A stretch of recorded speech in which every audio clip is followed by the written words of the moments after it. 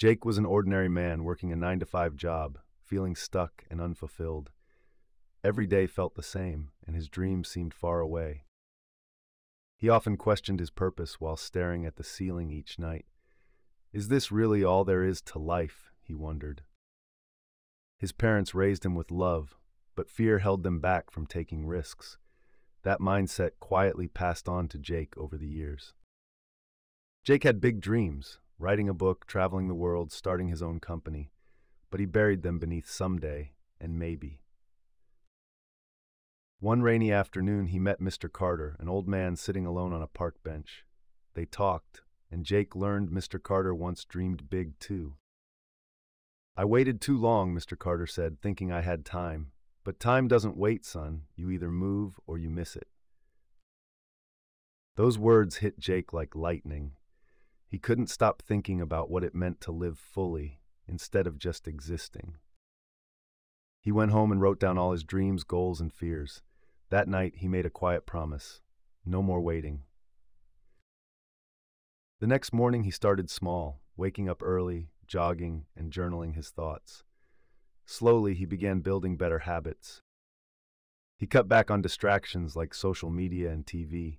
Instead, he focused on reading, learning, and growing every day. Jake's coworkers noticed something different about him. He was more focused, confident, and full of energy. He began saving money for travel and enrolled in a writing course online. His nights, once empty, now had purpose. Months passed, and Jake submitted his first short story to a magazine. He didn't win, but he felt alive for the first time in years.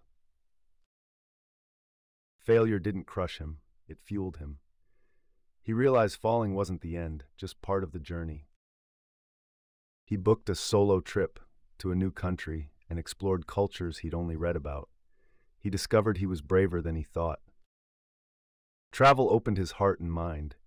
He met people who lived with less, but smiled more than anyone he knew. Back home, Jake started a blog to share his experiences. Readers connected with his words, and the blog began to grow. He soon launched a small online business selling journals for self-growth. What began as a dream now had shape and value. There were challenges, of course, slow months, doubts, and critics, but he remembered Mr. Carter's advice and kept going. Jake wasn't rich or famous, but he was fulfilled. Every morning he woke up with clarity and intention. He realized the truth about life wasn't comfort or security. It was meaning, action, and growth. Life will test you, delay you, and tempt you to give up.